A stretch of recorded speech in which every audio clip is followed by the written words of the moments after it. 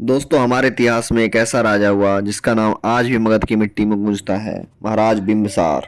भारतीय इतिहास के सबसे प्रारंभिक और महान शासकों में से एक, जिनकी आंखों में योद्धा की चमक थी और दिल में ऋषि की गहराइयां।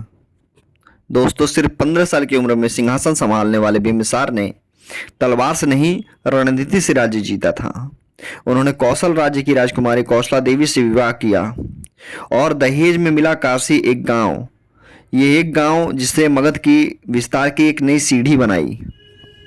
दोस्तों, महाराज के विचारों का इस बात से पता चलता है कि जब उन्होंने अपने दरबारियों से कहा था, जो राज्य मित्रता से बनता है वो डर से बने राज्य से कहीं ज्यादा टिकता है। यही सोच थी जिसने मगध को भारत का सबसे शक्तिशाली राज्य बना दिया। लेकिन बिंबिसार की कहानी सिर्फ शक्ति की नहीं, शांति की तलाश की भी है। एक दिन उन्हें पता चला कि कपिलवस्तु का एक राजकुमार अपना सब कुछ छोड़कर सत्य की खोज में निकला है। वो राजकुमार था सिद्धार्थ गौतम। बिंबिसार उनसे मिले और कहा, जब तुम्हें शांति का मार्ग मिले तो मगध को याद रखना। सालों बाद वही सिद्धार्थ गौतम लौटे और गौतम बुद्ध ने अपना पहला प्रवचन राजगृह में दिया, यानी बिंबिसार के राज्य में।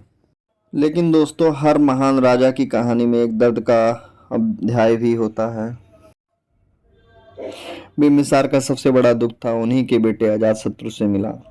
अजातशत्रु महत्वाकांक्षी था, सत्ता का भूखा था और अपने पिता की गद्दी चाहता था। कहा जाता कि उसने बिंदुसार को बंदी बनवाया और धीरे धीरे उनकी जेल में ही मृत्यु करा दी।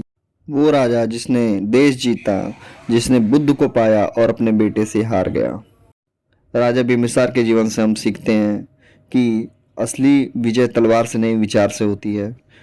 वो राजा जिसने युद्ध से ज्यादा बुद्ध को चुना, आज इतिहास में उसे बुद्धिमत्ता और त्याग के प्रतीक के रूप में याद किया जाता है। दोस्तों, आपके क्या विचार हैं इस कहानी पर? Please comment. कैसी लगी कहानी?